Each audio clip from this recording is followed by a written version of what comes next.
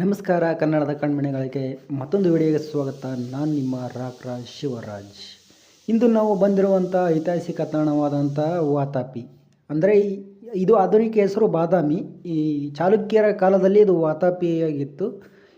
ಈ ಬಾದಾಮಿ ಗುಹಾಂತರ ದೇವಾಲಯಗಳನ್ನು ಕಟ್ಟಿಸಿದ್ದು ಚಾಲುಕ್ಯರಿಗೆ ಸಲ್ಲುತ್ತದೆ. ಪ್ರೌಢಶಾಲೆಯಲ್ಲಿ ಸಮಾಜ ಪಾಠದಲ್ಲಿತ್ತು ಇದರ ಬಗ್ಗೆ. ಇದು ಹೇಗೆ ಅಂತ ತೋರಿಸ್ತೇನೆ, ಬನ್ನಿ ನಿಮಗೆ ನೋಡೋಣ. ನಾವು ನೋಡುತ್ತಿರುವ ಒಂದನೇ ಗುಹಾಂತರ ದೇವಾಲಯವಿದು. ಇನ್ನು ಇದೇ ರೀತಿಯಾಗಿ ಇನ್ನೂ 3 ದೇವಾಲಯಗಳಿವೆ. ಇದು ಪ್ರವೇಶ ದ್ವಾರವನ್ನು ಹೊಂದಿದೆ ಈ ದೇವಾಲಯ. ಇದರ ವಿಶಿಷ್ಟತ ಲಕ್ಷಣವೇನಂತ ಅಂದರೆ, ಇದು ಕಲ್ಲಿನ ಸ್ತಂಭಗಳಿಂದ ಬೆಂಬಲಿತವಾಗಿದೆ ಎನ್ನುವ ರೀತಿಯಲ್ಲಿದೆ. ಮತ್ತು ಇದನ್ನು ಯಾವ ಶೈಲಿಯಲ್ಲಿ ಕೆತ್ತನೆ ಮಾಡಿದ್ದಾರೆ ಅಂದರೆ, ನಾಗರ ಮತ್ತು ದ್ರಾವಿಡ ಶೈಲಿಯಲ್ಲಿ ಕೆತ್ತನೆ ಮಾಡಿದ್ದಾರೆ ಅಂತ ಹೇಳ್ಬೋದು. ಮತ್ತು ನೀವು ಈಗ ನೋಡ್ತಾ ಇರುವಂಥ ನಟರಾಜನ ನೃತ್ಯ ಮಾಡುತ್ತಿರುವ ಕೆತ್ತನೆಯನ್ನು ನೀವು ಕಾಣಬಹುದು. ಇಲ್ಲಿ ಈ ಒಂದನೇ ಗುಹಾಂತರ ದೇವಾಲಯದಲ್ಲಿ ನೀವು ಶಿವ ಮತ್ತು ವಿಷ್ಣುವಿನ ಮೂರ್ತಿಗಳನ್ನು ನೋಡಬಹುದು. ಇಲ್ಲಿ ತೋರಿಸ್ತೇನೆ ನೋಡಿ, ವಿಷ್ಣುವಿನ ಮೂರ್ತಿ, ಇದು ವಿಷ್ಣು ಮೂರ್ತಿಯಾಗಿದೆ. ಇದನ್ನು ಮತ್ತು ಗರ್ಭಗುಡಿಯಲ್ಲಿ ಶಿವನ ಮೂರ್ತಿಯನ್ನು ಇಡಲಾಗಿದೆ, ಕೆತ್ತನೆ ಮಾಡಿ ಇಡಲಾಗಿದೆ. ಶಿವನ ಎದುರುಗಡೆ ನಂದಿಯ ವಿಗ್ರಹ ಇದೆ. ಇದು ಬೇರೆ ರಾಜ್ಯದ ದಾಳಿಕೋರರು ಇಂದ ನಾಶ ಮಾಡಲ್ಪಟ್ಟಿದೆ, ನಾಶವಾಗಿ ಹೋಗಿಬಿಟ್ಟಿದೆ. ನೋಡಿ, ಇಲ್ಲಿ ಶಿವಲಿಂಗನ ಮೂರ್ತಿಯನ್ನು ಕೆತ್ತನೆ ಮಾಡಿದ್ದಾರೆ. ಈ ಚಾಲುಕ್ಯ ವಂಶದ ಸಂಸ್ಥಾಪಿಸಿದ ಕೀರ್ತಿಯ ಮೊದಲನೇ ಪುಲಕೇಶಿಗೆ ಇವರು ಚಾಲುಕ್ಯರು 5ರಿಂದ 8ನೇ ಶತಮಾನದವರೆಗೆ ತಮ್ಮ ಆಳ್ವಿಕೆಯನ್ನು ಮಾಡಿದ್ದಾರೆ ಎಂದು ಹೇಳಲಾಗುತ್ತದೆ. ಈಗ 2ನೇ ಗುಹಾಂತರ ದೇವಾಲಯ ನೋಡಲಿಕ್ಕೆ ಹೋಗೋಣ, ಬನ್ನಿ ಸ್ನೇಹಿತರೆ. ಬಾದಾಮಿ, ಇದರ ಹಿಂದಿನ ಹೆಸರು ವಾತಾಪಿ ಅಂತ ಇತ್ತು. ಇದನ್ನು ಇಮ್ಮಡಿ ಪುಲಕೇಶಿ ಅವರು ಆಳಿದನು. ಈ ಅಖಂಡ ಭಾರತವನ್ನು ಆಳಿದ ಇಮ್ಮಡಿ ಪುಲಕೇಶಿ ಅವರಿಗೆ ದಕ್ಷಿಣ ಪದೇಶ್ವರ ಎಂದು ಕೂಡ ಕರೆಯುತ್ತಾರೆ. ಈ ಬೆಟ್ಟ ಗುಡ್ಡಗಳಲ್ಲಿ ಮಂಗಗಳನ್ನು ನೋಡುವುದೇ ಒಂಥರ ಖುಷಿ. ನಾವು ಸಣ್ಣವರಿದ್ದ ಊರಲ್ಲಿ ಯಾವುದಾದ್ರೂ ಒಂದು ಮಂಗ ಬಂದರೆ ಯಾವಾಗಲೂ ಅದ್ರ ಹಿಂದಿಂದಾನೇ ಓಡಾಡ್ತಾ ಇದ್ವಿ. ಈ ಬೆಟ್ಟ ಗುಡ್ಡಗಳಲ್ಲಿ ಕೂಡ ಹಾಗೆ ಬಾಯಿ ಬಿಡ್ಕೊಂಡು ನೋಡ್ತಾನೆ ಇದ್ವಿ. ಹಾಗೆ ಪಕ್ಕದಲ್ಲಿ ಅಜ್ಜಿ ಬರ್ತಾಯಿದ್ರು. ನಮ್ಮ ಸ್ನೇಹಿತ ಯಾಕಂಬೇ ಇವೆಲ್ಲ ಸುಮ್ಮನೆ ಮನೇಲಿ ಆರಾಮ್ ಕೂತ್ಕೊಳ್ಬೇಕಲ್ಲ ಅಂತಂದರೆ ಅವ್ರು ವಾಪಸ್ ಏನನ್ಬೇಕು, ಈ ಅಪ್ಪ ವಯಸ್ಸಿರೋದೇ ನೋಡೋಕ್ಕೆ ಅಂತ, ನೋಡ್ಬಿಟ್ಟು ಸಾಯಮು, ಈ ಇರೋದ್ರಾಗ ಏನೈತೆ ಜೀವನ ಅಂತ ಖುಷಿಯಿಂದ ನಕ್ಕು ಅಂತ ಹೇಳಿದರು. 1ನೇ ಗುಹಾಂತರ ದೇವಾಲಯದಿಂದ 64 ಮೆಟ್ಲುಗಳನ್ನು ಹತ್ಕೊಂಡು 2ನೇ ಗುಹಾಂತರ ದೇವಾಲಯಕ್ಕೆ ಬಂದ್ವಿ ನೋಡಿ. ಇದು ಕೂಡ ಸೇಮ್ ಕೆಳಗಿನ ದೇವಾಲಯದ ಥರನೇ ಇದೆ, ಸ್ವಲ್ಪ ಚಿಕ್ಕದಾಗಿದೆ ಈ 2ನೇ ಗುಹಾಂತರ ದೇವಾಲಯ. ಇಲ್ಲಿ ಕೂಡ ನಾವು ನೋಡ್ಬೋದಂಥ ವಿಶಿಷ್ಟ ಶೈಲಿಯಲ್ಲಿ ಕೆತ್ತನೆ ಮಾಡಿರುವಂಥ ಕಲಾಕೃತಿಗಳನ್ನು ನಾನು ನಿಮಗೆ ತೋರಿಸ್ತೇನೆ ಅಂತೆ. ಇಲ್ಲಿ ಫಾರಿನರ್ಸ್ ಕೂಡ ಬರ್ತಾರೆ ನೋಡಲಿಕ್ಕೆ ಅಂತ. ಅಂದರೆ ಅಷ್ಟೊಂದು ಚೆನ್ನಾಗಿ ಮನಮೋಹಕವಾಗಿ ಸೆಳೆಯುವಂಥ ದೃಶ್ಯ ನೋಟಗಳಿವೆ. ಮಳೆಗಾಲದಲ್ಲಿ ಭಯಂಕರ ಮಳೆ ಬೀಳ್ತಾ ಇರಬೇಕಾದ್ರೆ ಈ ಗುಡ್ಡದಲ್ಲಿ ಒಂಥರ ನೋಡಲಿಕ್ಕೆ ತುಂಬ ಸುಂದರವಾಗಿ ಕಾಣ್ತದೆ. ಅಂದರೆ ಜರಿ ಫಾಲ್ಸ್ ಗತೆ ಬೀಳ್ತಾ ಇರುತ್ತೆ. ಆ ನೀರನ್ನು ಈ ಕೆರೆ ಸಂಗ್ರಹವಾಗುತ್ತೆ, ಕೆರೆಯಲ್ಲಿ ಬಂದು. ಬಾದಾಮಿ ಚಾಲುಕ್ಯರ ಕಾಲದಲ್ಲಿ ಈ ಕೆರೆಯನ್ನು ಅಗಸ್ತ್ಯ ತೀರ್ಥ ಅಂತ ಕರಿತಾ ಇದ್ರಂತೆ. ಹಾಗೆ ಈ ಒಳಗಡೆ ಹೋಗಿ ನೋಡೋಣ ಬನ್ನಿ, ಯಾವ ರೀತಿ ಇಲ್ಲಿನೂ ಕೂಡ ಕಲಾಕೃತಿಗಳನ್ನು ರಚಿಸಿದ್ದಾರೆ ಅಂತ. ಇಲ್ಲಿ ದ್ವಾರಪಾಲಕರ ಮೂರ್ತಿಯನ್ನು ಕೆತ್ತಿದ್ದಾರೆ. ಹಾಗೆ ಮುಂದೆ ಹೋಗ್ತಾ ನೋಡಿದರೆ ಇಲ್ಲಿ ವಿಷ್ಣು ವರಾಹ ರೂಪದಲ್ಲಿ ಸಂವರಿಸುತ್ತಿರುವ ಚಿತ್ರಕಲೆಯನ್ನು ಇಲ್ಲಿ ಕೆತ್ತಿದ್ದಾರೆ, ಮೂರ್ತಿಯನ್ನು. ಇದರ ಎದುರುಗಡೆ ವಿಷ್ಣು ವಾಮನ ಅವತಾರವಾಗಿ ಇದ್ದಾನೆ. ಅಂದರೆ ಪುರಾಣ ದಂತಕಥೆಗಳಲ್ಲಿ ಹೇಳೋರಿಗೆ ವಾಮನ ಅವತಾರ ನಿಮಗೆಲ್ಲ ಗೊತ್ತೇ ಇದೆ. ಇದೊಂದು ಕಥೆ ಇದೆ, ದಂತಕಥೆ ಪುರಾಣ ಅಂತಲೇ ಹೇಳ್ಬೋದು. ಈ 2ನೇ ಗುಹಾಂತರ ದೇವಾಲಯದಲ್ಲಿ ವಿಷ್ಣುವಿನ ಪ್ರತಿಮೆಗಳನ್ನು ಕೂಡ ನಾವು ಇಲ್ಲಿ ನೋಡಬಹುದು. 3ನೇ ಗುಹಾಂತರ ದೇವಾಲಯ ಇವಾಗ ನೋಡಲಿಕ್ಕೆ ಹೋಗ್ತಾ ಇರೋದು ನಾವು. ನೋಡಿ, ಇದು ಒಂದೇ ಶಿಲೆಯಲ್ಲಿ ನಿರ್ಮಿತವಾಗಿರುವಂತಹ ದೇವಾಲಯಗಳಿವು. ಈ ಇಂಜಿನಿಯರ್ಸು, ಆರ್ಕಿಟೆಕ್ಚರ್ ನಮ್ಮ ಕಾಲದಲ್ಲಿ ಅಷ್ಟೇ ಅಲ್ಲ, ಆವಾಗಿನ ಕಾಲದಲ್ಲೇ ಇದ್ದರು ಅಂತ ಹೇಳಲಿಕ್ಕೆ ಇವೆಲ್ಲ ಉದಾಹರಣೆಗಳಿವೆ.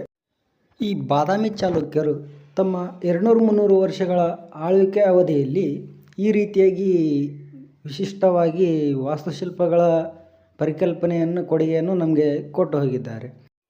ಬನ್ನಿ ಮುಂದೆ 3ನೇ ಗುಹಾಂತರ ದೇವಾಲಯ ನೋಡಲಿಕ್ಕೆ ಅಂತ ಹೋಗೋಣ.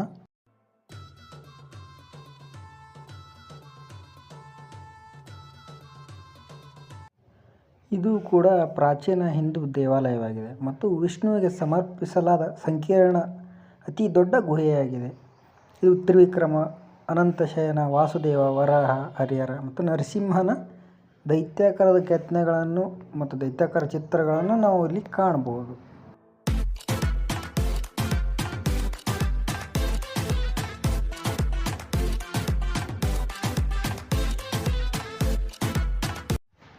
ಈ ದೇವಾಲಯದ ಮುಂಭಾಗದ ಆವರಣದಲ್ಲಿ ನಿಂತು ನೋಡಿದರೆ ಈ ಕಂಬಗಳಿಂದಾನೇ ಗುಡ್ಡ ಮೇಲ್ಗಡೆ ಗುಡ್ಡ ನಿಂತಿದೆಯೇನೋ ಅನ್ನೋ ರೀತಿಯಲ್ಲಿ ಕಾಣಿಸ್ತಾ ಇರುತ್ತೆ. ಇದು ಈ ಚಿತ್ರಕಲೆಯಲ್ಲಿ ನೋಡಿ ವಿಷ್ಣುವು ಭೂಮಿಯನ್ನು ರಕ್ಷಣೆ ಮಾಡ್ತಾ ಇದ್ದಾನೆ ಅಂತ ತೋರಿಸಲು ಹೇಳ್ತಾ ಇದೆ. ಅಂದರೆ ಒಂದು ಕಾಲನ್ನು ಆಕಾಶಕ್ಕೆ ಮಾಡಿ, ಅಂದರೆ ಕೆಳಗಡೆ ಭೂಮಿಯನ್ನು ಅವನೇ ರಕ್ಷಿಸ್ತಾ ಇದ್ದಾನೆ ಅನ್ನೋ ರೀತಿಯಲ್ಲಿ ಚಿತ್ರ ಕೆತ್ತನೆಗಳನ್ನು ಮಾಡಿದ್ದಾರೆ.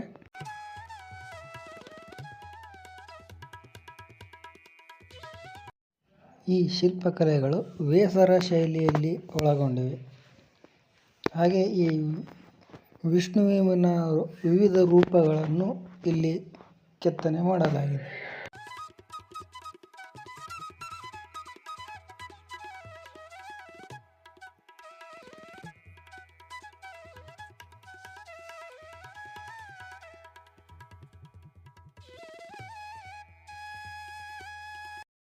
ಮುಂದೆ ನೀವು ನೋಡ್ತಾ ಇರುವಂತಹ ಶೇಷಸರ್ಪದ ಮೇಲೆ ವಿಷ್ಣುವು ಕುಳಿತುಕೊಂಡಿರುವ ಕೆತ್ತನೆಯನ್ನು ಶಿಲ್ಪಕಾರರು ಯಾವ ರೀತಿಯಲ್ಲಿ ಕೆತ್ತಿದ್ದಾರೆ ನೋಡಿ.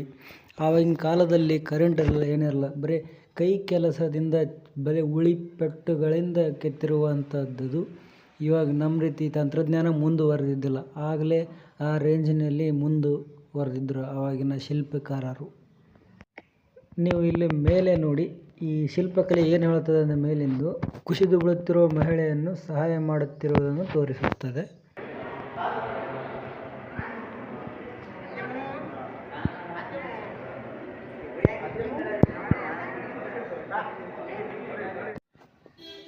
ಈಗ ನಾವು ಕೊನೆಯದಾಗಿ 4ನೇ ಗುಹಾಂತರ ದೇವಾಲಯ ನೋಡಲಿಕ್ಕೆ ಅಂತ ಹೋಗ್ತಾ ಇದ್ದೇವೆ ನೋಡಿ.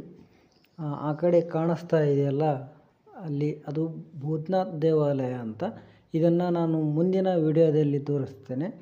ಇವಾಗ ಈ 4ನೇ ಗುಹಾಂತರ ದೇವಾಲಯ ನೋಡಲಿಕ್ಕೆ ಹೋಗೋಣ ಬನ್ನಿ.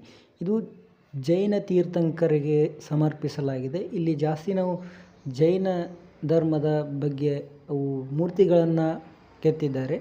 ಆ ಕೆತ್ತನೆಗಳನ್ನು ನೋಡ್ಕೊಂಡು ಬರೋಣ ಬನ್ನಿ ಹೇಗಿದೆ ಅಂತ.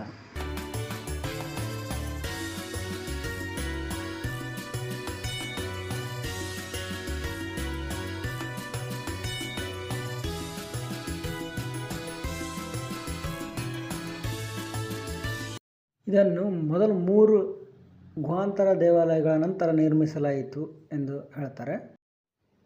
ಈ ಗುಹೆಯು ಇತರ ಗುಹೆಗಳಿಗಿಂತ ಸ್ವಲ್ಪ ವಿಭಿನ್ನವಾಗಿ ಈ 4 ಗುಹೆಗಳಿಗಿಂತ ವಿವರವಾದ ಕೆತ್ತನೆಗಳನ್ನು ಮತ್ತು ವೈವಿಧ್ಯ ವಿನ್ಯಾಸ ಹೊಂದಿದೆ. ಈ ಗುಹೆಯೊಳಗೆ ಜೈನ ತೀರ್ಥಂಕರರ ಸಾಂಕೇತಿಕವಾಗಿ ಬಾಹುಬಲಿ, ಪಾರ್ಶ್ವನಾಥ ಮತ್ತು ಮಹಾವೀರರ ಪ್ರಮುಖ ಕೆತ್ತನೆಗಳು ಇವೆ. ಈ ಬಾಹುಬಲಿ ಧ್ಯಾನಸ್ಥ ಭಂಗಿಯಲ್ಲಿ ನಿಂತಿರುವುದನ್ನು ನಾವು ನೋಡಬಹುದು. ಈ ಗುಹೆಯಲ್ಲಿ ಕಂಬಗಳಲ್ಲಿ ಮತ್ತು ಗೋಡೆಗಳಲ್ಲಿ ಸಣ್ಣ 24 ಜೈನ ತೀರ್ಥಂಕರರ ಮೂರ್ತಿಗಳನ್ನು ಕೆತ್ತಲಾಗಿದೆ ಇಲ್ಲಿ. ಮತ್ತು ನೀವಿಲ್ಲಿ ನೋಡ್ತಾ ಇರುವಂಥ ಬಾಹುಬಲಿ ಮೂರ್ತಿಯನ್ನು ಚಿಕ್ಕದಾಗಿ ಅಕ್ಕಪಕ್ಕದಲ್ಲಿ ಕೂಡ ಸಣ್ಣದಾಗಿ ಕೆತ್ತಿದ್ದಾರೆ ನೋಡಿ.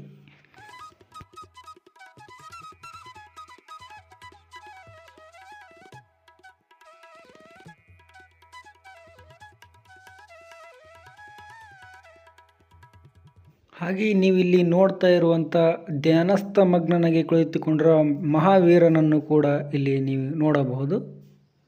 ಹಾಗೆ ಈ ಗೋಡೆಗಳಲ್ಲಿ ಚಿಕ್ಕದಾಗಿ ಜೈನ ತೀರ್ಥಂಕರರ ಪ್ರತಿಮೆಗಳನ್ನು ಕೆತ್ತಿದ್ದಾರೆ, ಆವಾಗಲೇ ನಾನು ಹೇಳಿದ ಹಾಗೆ.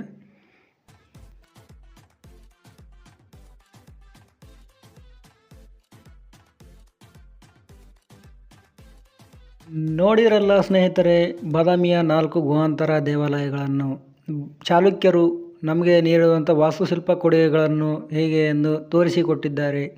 ನನ್ನ ವಿಡಿಯೋ ನಿಮಗೆ ಇಷ್ಟವಾದರೆ ಲೈಕ್ ಮಾಡಿ, ಶೇರ್ ಮಾಡಿ, ಕಮೆಂಟ್ ಮಾಡಿ. ಹಾಗೆ ನಮ್ಮನ್ನು ಪ್ರೋತ್ಸಾಹಿಸಿ ಅಂತ ಹೇಳುತ್ತಾ ಮುಂದಿನ ವಿಡಿಯೋದಲ್ಲಿ ಸಿಗುತ್ತೇನೆ ಸ್ನೇಹಿತರೆ. ಧನ್ಯವಾದಗಳು.